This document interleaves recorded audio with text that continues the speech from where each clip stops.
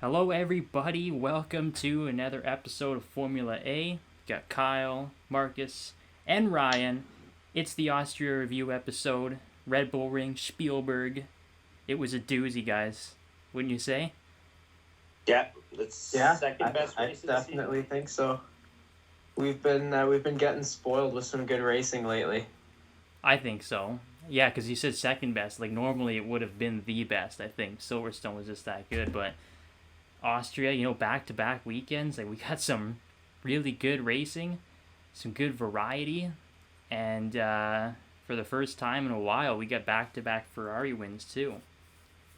Yeah, it's crazy. Ferrari winning in Red Bull's home and Red Bull winning in Ferrari's home. So roles are kind of reversing, but hey, made for great racing and a ton of nice overtakes. Oh, How yeah. the turntables. How the turntables. We were just doing our Michael Scott impressions before this. That's perfect. But, yeah.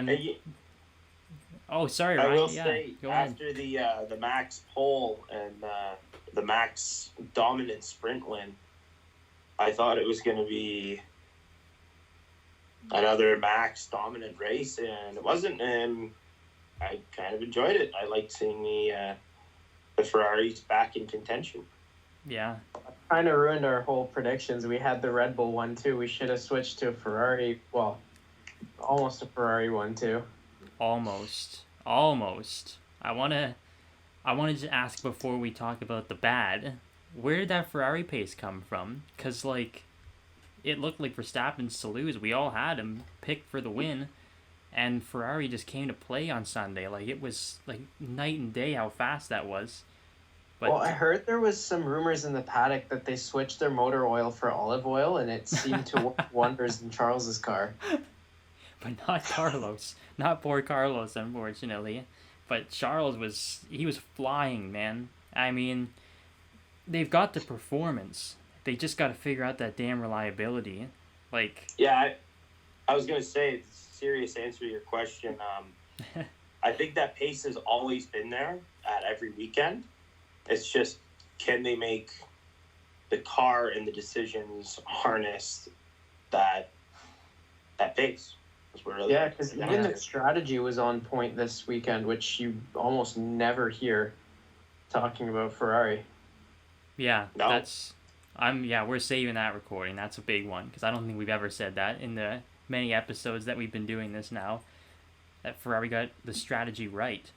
Yeah, they were doing good. The double pit strategy and of course when the safety car came in, they got another pit stop on the safety car and they was looking so good. And then they did get the win, but it was sort of like another like what could have been. I mean, poor Carlos. Like, I think that was going to be a 1-2.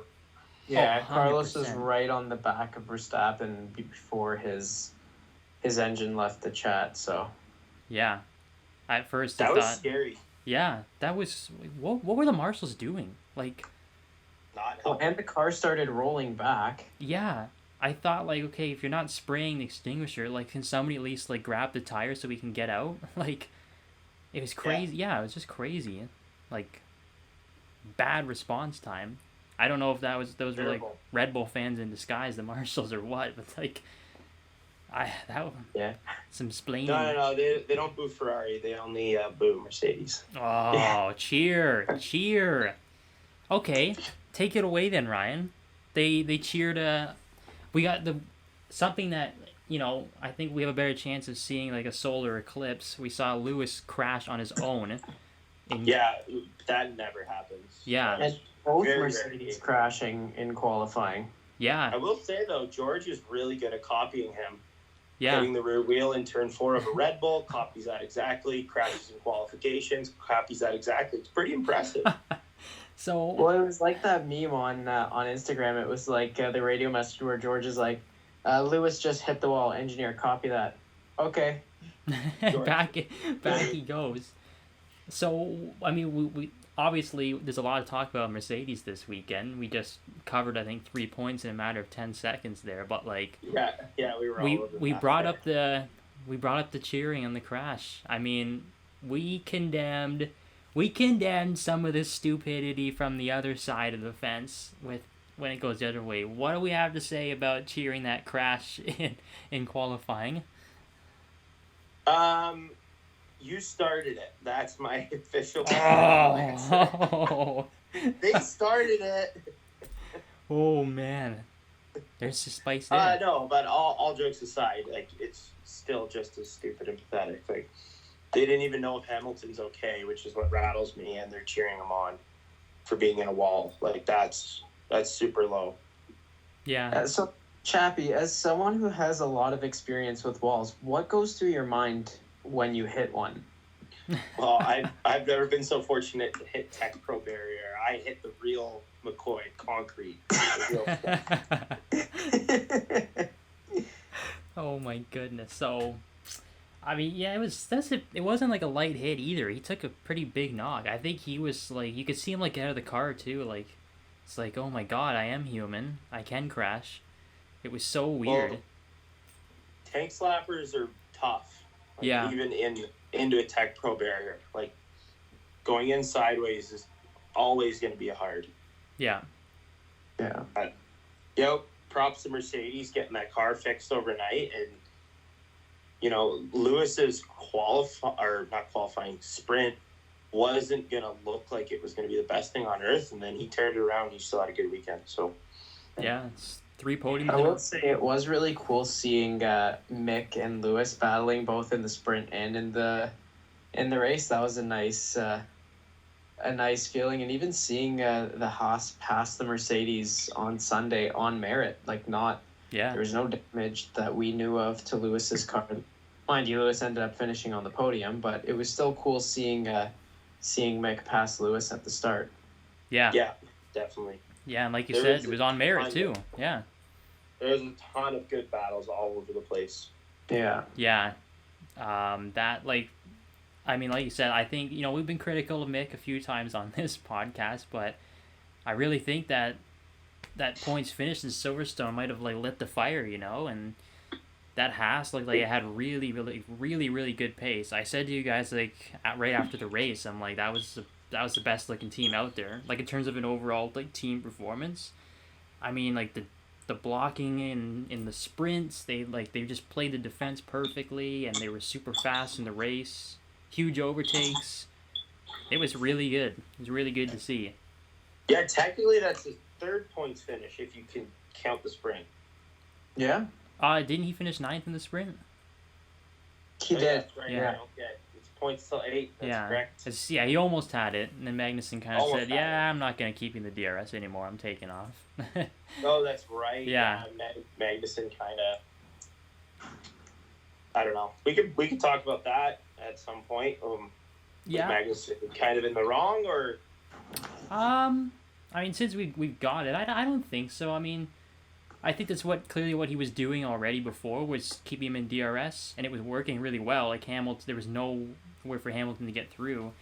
But there was, like, one particular move that Hamilton tried to make into turn 3, and Mick kind of had to defend it pretty hard, and it really slowed him down. Like, I think Magnussen would have had to, like, let off way too much to get Mick to catch back up, and that would have left both of them vulnerable to Lewis.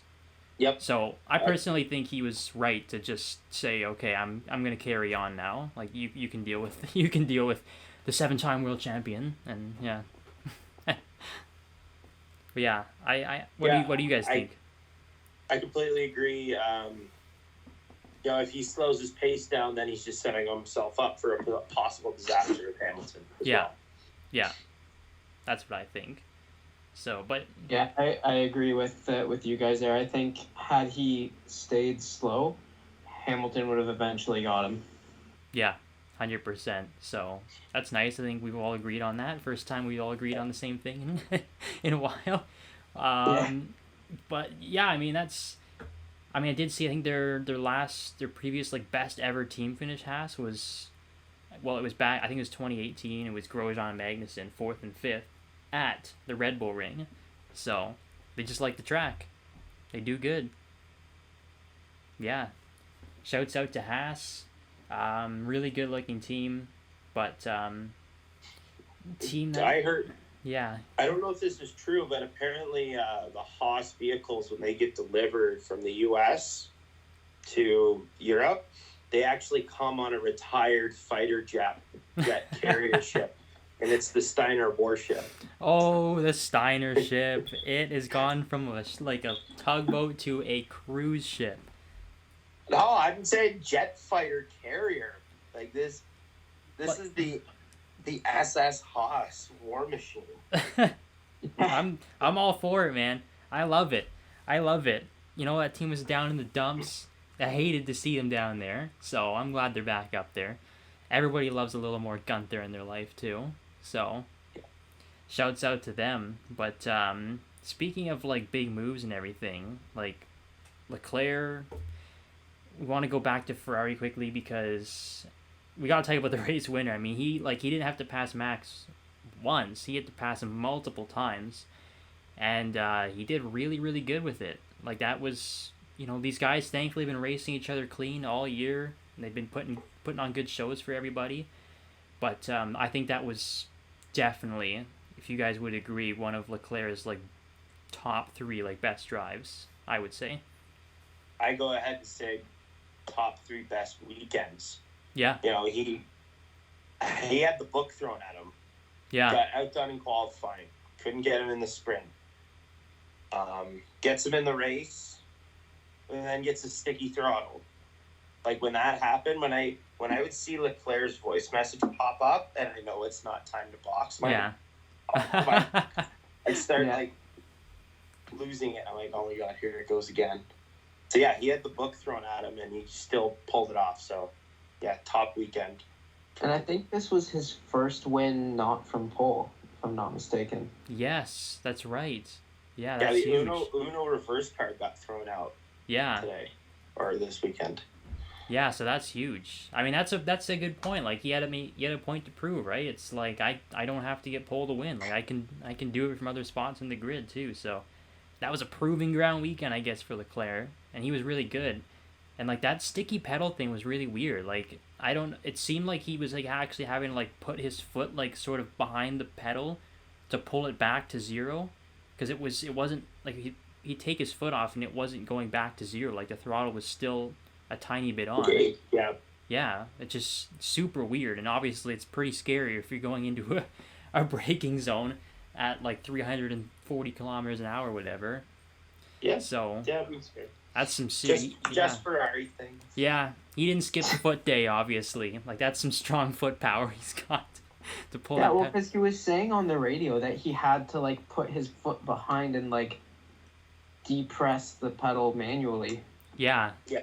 Super weird. And I mean, after you like see your teammate, catch fire too, you're obviously like panicking. You're gonna start like every little thing you feel, you're gonna start thinking like, oh my god, the car is gonna die. It's gonna explode. It's all over. And yeah, because unfortunately they took Plan E a little too literally. We're saying Plan E was for explosion, I think. And thankfully Leclerc didn't take that route. He did amazing. I think Carlos did amazing too. Just unfortunate luck for him. But yeah, Ryan, to quote you again, just Ferrari things. When it rains, it pours. But yeah, it's a little weird. Like even when they win, there's still like negativity to talk about after a win too. They just can't really seem to get that like 100% weekend. Like that might be what kills them at the end of the season too. I don't know. I hope it's not the end of Ferrari. I really hope we get a close battle for the championship, and it looks like we're on pace for it. Yeah. I mean, I know I say that, and there's a 38-point gap between Max and is it 38 points? 38 points. Yeah, 38. Who knows? It could close up. I mean, we know Red Bull's gonna have to take engine penalties. Same with Ferrari. So, if 38 points with half a season to go is not a massive lead. No, it's Leclerc's back in, but the Ferrari's got to keep their nose to the grindstone if they're gonna do it. Yeah, it's far from over. That's for sure. It's just a matter of like Ferrari. They've got the driver. It's just a matter of can they keep the car on the track, really. That's what it comes down to. So my personal opinion, I think Leclerc and Max are neck and neck for drivers with their current cars. Like it's a toss up who's going to be the fastest coming into certain tracks. But I really believe Perez in that Red Bull is faster than Carlos Sainz in that Ferrari, in my personal opinion. Yep. So I think, I don't want to jinx it, but the Constructors' Championship is going to be harder for Ferrari to wrap up than Charles wrapping up the World Drivers' Championship. Yeah. I'm going to agree with Ryan there. Yeah. So we're all saying that Verstappen and Perez is the best. That's the better driver duo right now. Now, I'm not saying Perez is necessarily better than Sainz, but Perez in the 2022 Red Bull is looking better than Sainz in the 2022 Ferrari. Now, again, half a season ago, things can change. Yeah. Yeah, I agree with that. That's a fair assessment, I think, but I hope that battle comes down to the wire. I think everybody does. I mean, we want to see a good fight. It's a tight championship, and Merc are kind of we were just talking about last week. Should Ferrari be worrying about Mercedes catching them? But now Ferrari all of a sudden get this huge burst of pace, and now it's like maybe they don't need to worry about Mercedes as much. Do you guys think the threat is still there? It's definitely still there. Yeah. Okay. Mercedes pulled more points than both teams this weekend. They got both drivers. Yeah, you're right. Fourth, and they've been, like Ryan said, they've been hauling points even when their car isn't at their best. They're still getting points. Like we were just talking about how this is Lewis's third podium in a row. Yep. Yeah, third podium in a row. And also on this topic, Merck's qualifying pace is honestly terrifying. They were bullets in Austria, so I'm kind of scared. Yeah. A cool nickname for them would be like the Silver Bullets. The Silver Bullets. The way they just pierce through a wall. Like, I don't want to use that one, but it was right. Wow. It was right there. You're the one who said it too. It was right there. I know. I like my Brits, but it had to be done. It had to be done. But want me to go get my orange flare and my loudspeaker? I'm so glad. God, those orange flares were brutal. All right, let's dive into that next. Yeah, please do it. Should orange flares be banned? Were they too excessive, and were they a safety concern? What's your thoughts? I think they were definitely a safety concern. If you saw the race start, like the drivers were literally driving through orange smoke. Yeah, it's a little weird. It almost looked like a forest fire on TV. Like, if you do it at the end of the race, like, sure, like, go ahead, go crazy. The race is over. Like, shoot off as many flares as you want. But during the race, it spews onto the track. It's got to be, like, I would like to see, like, the helmet cam from, like, the first lap. Because it looked pretty hard to see through. I mean, everybody's driven in fog before on a normal road. When you're doing, like, 60 kilometers an hour, it's hard to see. These guys are doing, 300. It's got to be tough. So I thought for sure I was going to see in lap one the radio message come up. Bono, this flare haze is too much, man. I just can't drive in this. Yeah. Let's tie the car, man. Yeah. I'm sorry, guys. I'm sorry. Yeah. So my opinion on it is I actually can't see it because I rock orange tinted glasses anyway, so it doesn't matter. I think we have our super fan. We have a super fan listener. He's definitely gonna know who that was directed towards. If you guys haven't seen that banter, you go to our last YouTube episode and check out that comment section because that was awesome. Good, healthy banter. It was good. It was good. But yeah, I think the flares are okay to an extent. I think I wouldn't ban them or anything, but tell them, like, this is when you can use them and, this is when you can't sort of thing. Yeah. Wait till the race is over. We'll definitely listen. Yeah. So. Marcus was being incredibly sarcastic. I don't know if you caught on to that. Can I stick with the orange subject, though, to a different team? Because we were just talking about the main championship battle, but it's way tighter for fourth right now. And Marcus and I are a little terrified, to be honest. Terrified, depressed, whatever. We've talked about that Alpine a lot before, and we keep talking about it because they keep quietly putting in, like, really, really good results. and now it's like officially caught up to McLaren, and McLaren's been putting in some not so good results. So that's a tricky one. Like, who do you guys think is in a better position right now, McLaren or Alpine? I'm going to go with Alpine just based off confidence, because Alpine's on a rise in any sport, any racing. Once you get momentum, it's a great feeling and you just go farther. And unfortunately, I hate saying McLaren's on a fall. Yeah. And if you don't catch your fall, it can spiral even worse. Sadly, I'm agreeing with Ryan. I would agree with that too. Not really much else to add to that, unfortunately. It's just nothing's going right for them right now. The car is just not good. I mean, that qualifying was so bad. Like, we had Lando saying that he was afraid to touch the brakes because they were so bad. And, 15th and 16th, of course. I mean, shouts out to Lando and Daniel. I don't know, they both got points finishes, so that was impressive because obviously the car sucked. So both of the drivers did really good this weekend, but the car sucks. I can't really, it hurts me to say that, like, to be so blunt towards my own team, but the car sucks right now, and they've got a lot of work to do. That, on the other side from Alpine, really good. Really impressive. Yeah, really good. Yeah. I mean... Ocon pumped in a great race. Fernando got absolutely butchered by his team. Yeah, that was weird. Not with the sprint race where his car was just on jacks with the tire blankets. Yeah, I'd love to know what the issue was. Like, what... So, from what I gathered, they had an electrical startup issue. So they didn't even bother. They're like, we know we're rolling back into the pits. That is so weird. Leave the blankets on, keep the tires warm. We're going into the pits. So yeah, I can't remember. Bad look. It's a bad look on them for that. After saying, they're on the rise, but yeah, you know what? And that's another thing. What could have been like?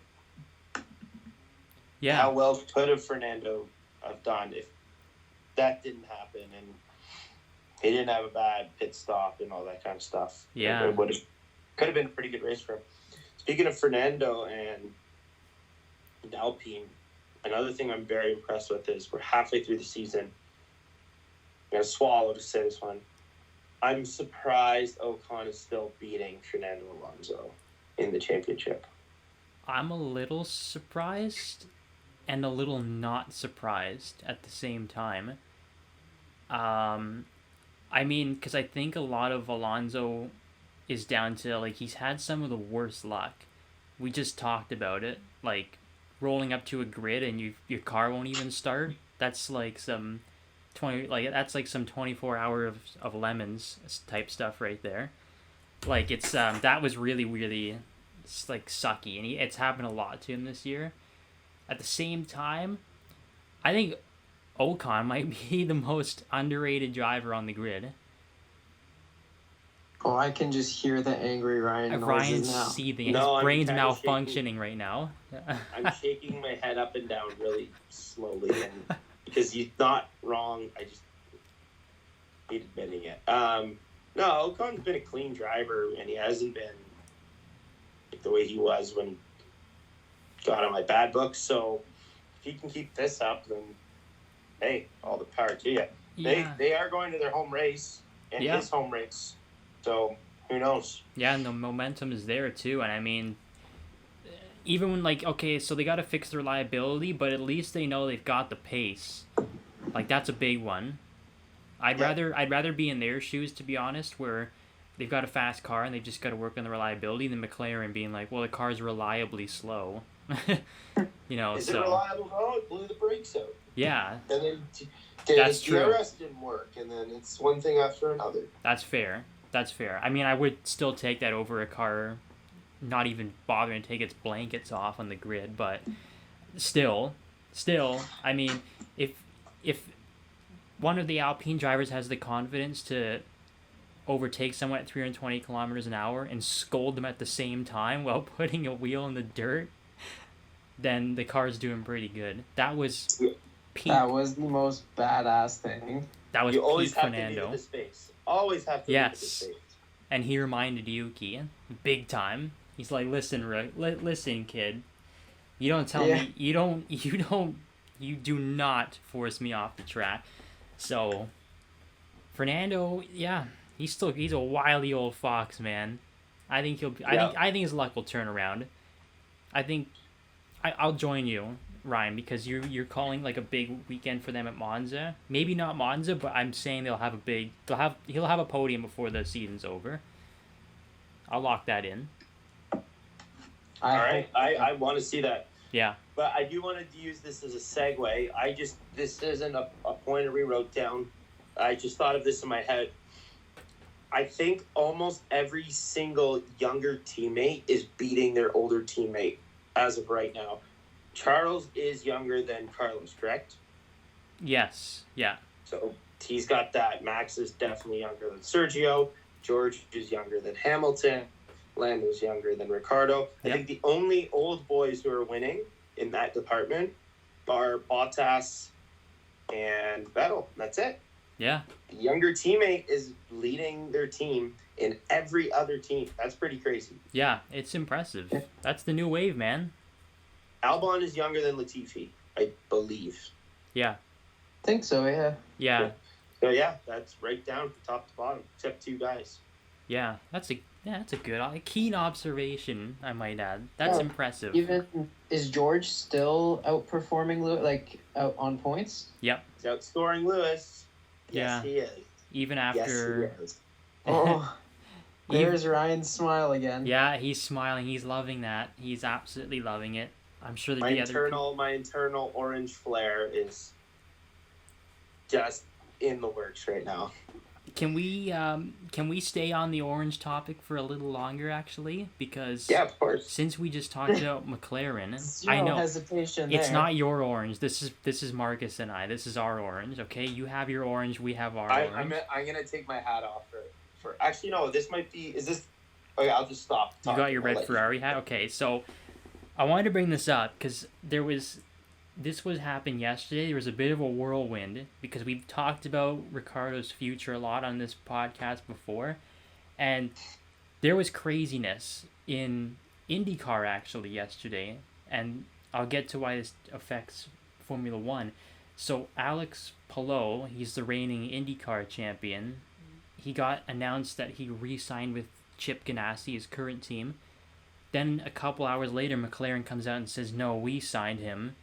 And Palou says, "I never agreed to Ganassi," and they're like fake quoting me. And then they go back and forth saying like, "No, he's ours." They're playing like tug of war with each other. And then the reason why this affects F1 is because people started to speculate, is this a move to McLaren for Formula One? And then Ricardo actually had to jump in and say, "No, I'm with McLaren for 2023. So it's a whirlwind. I don't even know what to think about it. I mean, Ryan, I think you see more IndyCar than I have, and maybe Marcus too. But like, is there any possibility that this guy could make his way over to F1 with McLaren? So I'm gonna initially, anything's possible, but I'm initially going with a no. And why that is I watched a bunch of videos from a bunch of different sources, so it seems pretty confirmed that the only out clause for Ricciardo to not be in McLaren in 2023, it's up to him. Okay. So it's not McLaren's decision. Zach Brown cannot push him out in 2023, according to the resources that I've come across.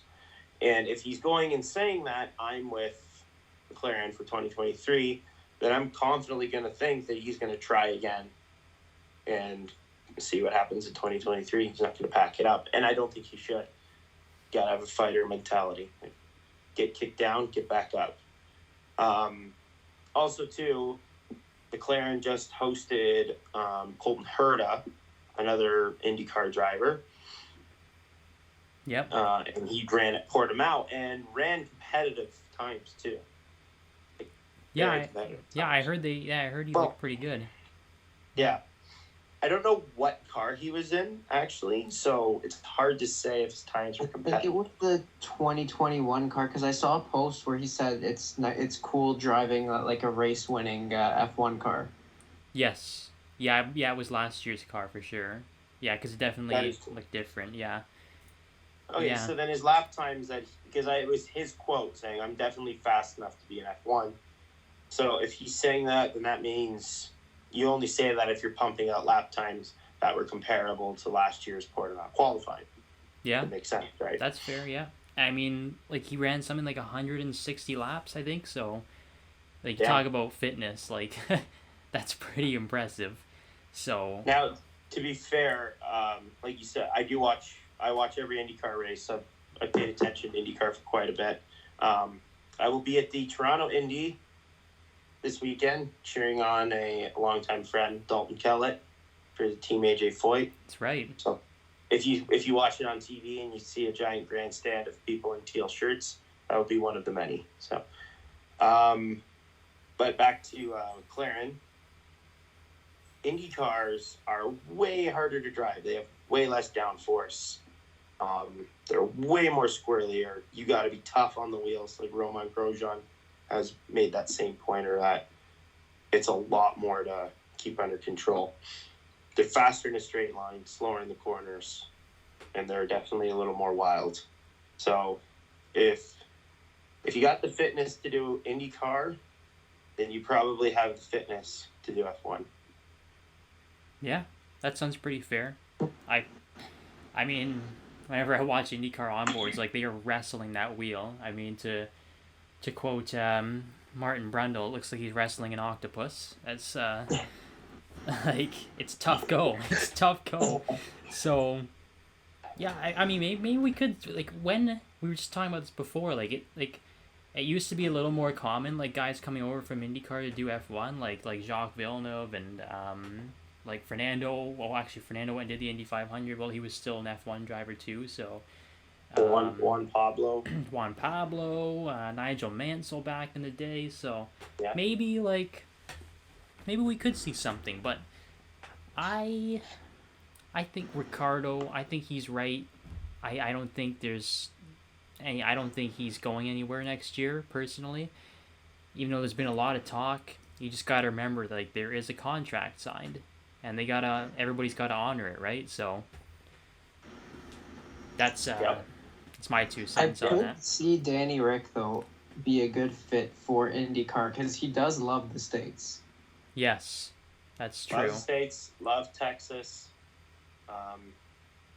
When he was good in Red Bull, that was a very on-the-nose, rear-happy style car. So maybe it just might suit him. Yeah. Yeah. So that's a good point. So it was a bit of a whirlwind few hours with all that news. So a lot of speculation, but yeah, we'll have to, I guess, wait and see, because I know McLaren's got, well, they've got a bunch of teams across different series. So I guess they'll have to confirm where their drivers are going, what series in due course. But yeah, so it's been a good week for F1, like a really, really good race, tons of news. Yeah, that's quite a bit going on. So I guess we should leave IndyCar for a second and go back to Austria, though, because it is an F1 podcast. Well, like, that race sounded so good. Like, for those that don't know, like, I have basically like a cabin in the middle of the forest, and when I'm there, I have just enough service that I can see messages coming in. And these guys were hyping up the race so much that I decided to drive into town just to stream the race on my phone and sit there in the Foodland parking lot watching the thing. Oh. You gotta do what you gotta do. I mean, not disappointed. Yeah. So you gotta do what you gotta do. Ryan, actually, we never brought up. We talked about so much orange.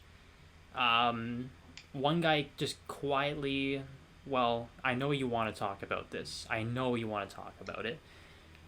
Checo, his retirement, and oh yeah, Red Bull's getting hit by a Mercedes in turn 4 in Austria. So We shouted out our super fan Aiden before with the orange tinted glasses comment. I want to shout him out again because we had a talk. I had a talk to him before about the incident. Do you guys think it was a good call to have a 5-second penalty on Russell? No, should have been more. No. Oh, more. Okay. Yeah. It was a useless penalty. It didn't do anything. He got back to fourth. So what's your okay? So how big of a penalty should it have been? What do you think? That's where I almost regret saying that right away, because you don't base the penalty off their pace. You base the penalty based on how bad of a penalty they did. That came out terribly. But what I'm trying to say, this guy's malfunctioning. It's kind of like choosing. It's the same metaphor as like you don't pick penalties based on the outcome. You pick penalties based on the action. So yeah.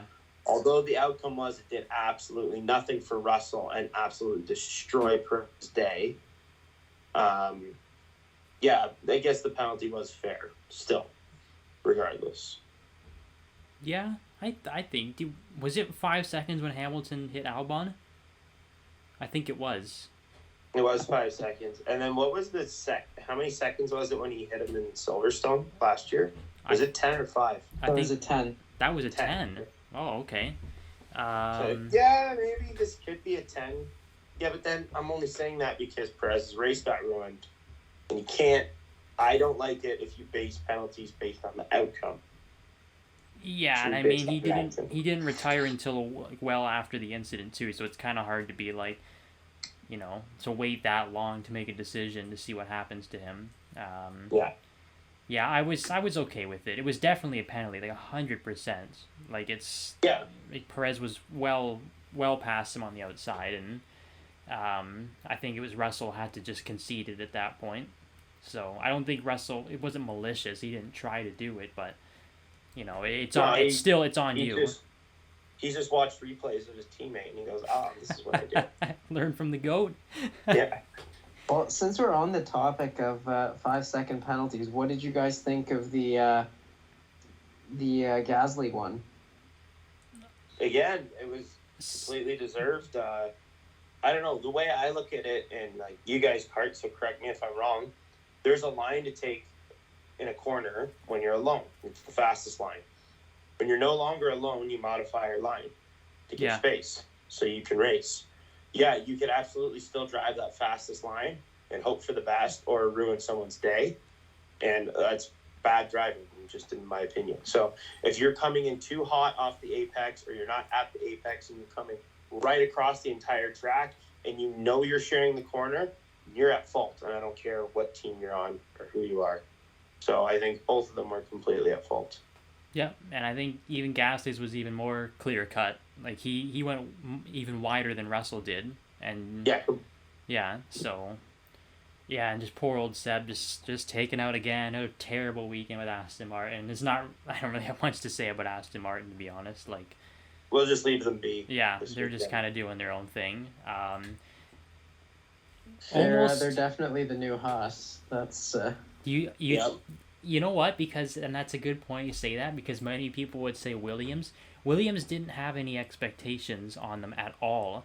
So when they like put in, you know, close to points, or like Albon squeaks out at P10, it's like, oh right, look at that, they did great. Aston Martin had huge expectations and they're bombing. So yeah, I would say they're worse than Williams just because of that stature right there. But well, you also look at where Aston Martin Racing Point was in 2020. Yeah. Like, they had a decently competitive car.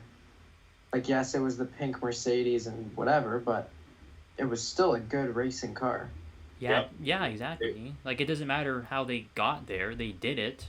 They made a fast car, so people can joke all they want about the pink Mercedes and, you know, the copycat car, but they did it. It worked, so...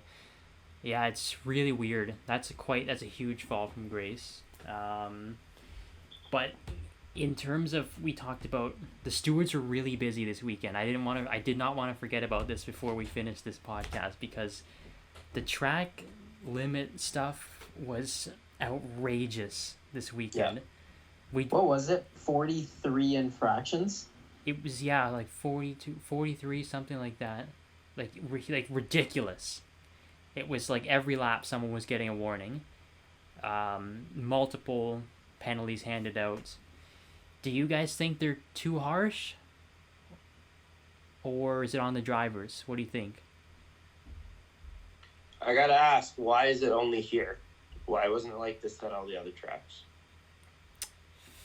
Yeah.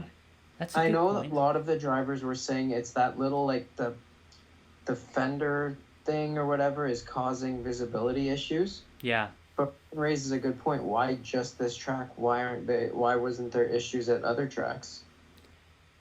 Yeah, it might just be because it's so many high-speed corners, I guess. It just, I don't know, the guys can't... the car gets thrown out a little wide and they're going so fast, maybe it's hard to see exactly where their tire is. And the runoffs are so huge at this track too. That could be another thing. But yeah, it's a little weird. I think it's definitely, like, the drivers do have to be a little more aware, but like Marcus said, like, with those the new aero around the wheels too, it can be hard to see exactly where the tire is on the line. I do think they were a little excessive this week too. Like, maybe they have driver meetings all the time throughout the weekend. They maybe could have, moved the line back a little bit, or, like, given a little bit of leeway for the race. Because, yeah, it just seemed a little excessive to me. But because it's not like they were, exceeding track limits and gaining a lasting advantage. It's just, they're a millimeter off, or, they're a couple centimeters. Yeah. Yeah, that's true, too. Like, I do think they have to kind of look at it and like, yeah, exactly like you said, Marcus. Like, did that, like, clearly benefit their lap? Like, going the millimeter over the line with the tire? Like, I don't think so. So, because, like, if it was like Lewis at, I think it was Bahrain last year, where for 40 laps or something, he was going wide at, I think it was turn 4. Yeah. And getting an advantage, that's different because you're doing the same thing over 40 laps. But, here where they're just, it's a millimeter or a couple centimeters over. It's not going to make or break your lap, Yeah. And what I don't get too, it's not like they can go much wider than they were. Like, if you go any farther with your outside tires, you're saying hi to the gravel.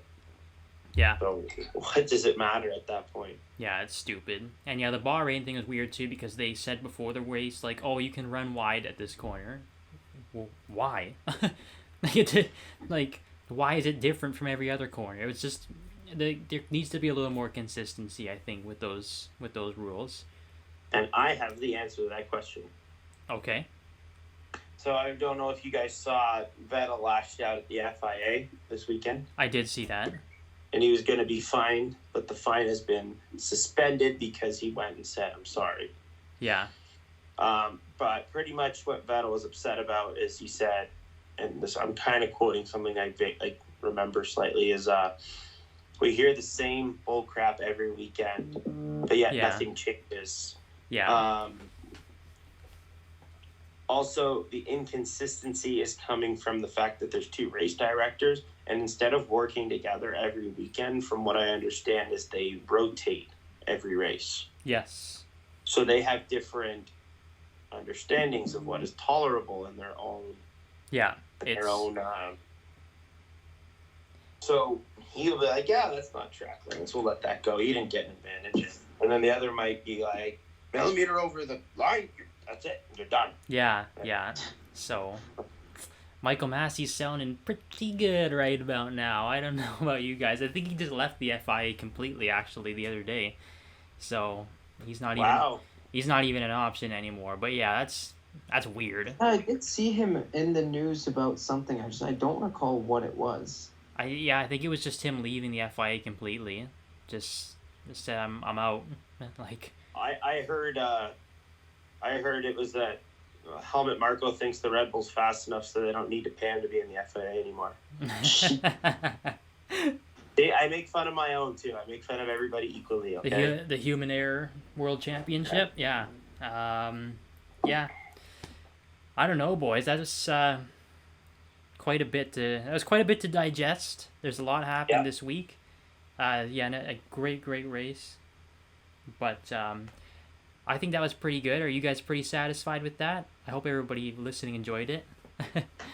I hope so. I think we did talk about Carlos and his misfortune, correct? Yes. Yep. Yes, yeah, we I think did. We covered everything. We forgot a big one. Parting thoughts here, Ryan? Yeah. Big one, parting thoughts. Latifi would have been top 5 if his car didn't break, and it just broke my heart. Your poor little P8 prediction just didn't work. We should do the points update with the predictions here. So current prediction standing sits: Kyle and Mark is tied at 35 points. Ryan out in the lead by 44. An uncomfortable 9. Oh, interesting. So Marcus and I do have a bit of a Mercedes effect going on here. We're slowly creeping up to you again. Yeah, well, we're also pulling a McLaren and Alpine as well. We're tied for points. Yes. Nobody's landed a perfect prediction yet, not even a top 3. Well, we have our France preview next week, so get ready for some banger predictions. We're Marcus and I, we're coming for you, man. We're coming to get you. We gotta. I'm here. I'm waiting. All right, everybody. That was our Austria review.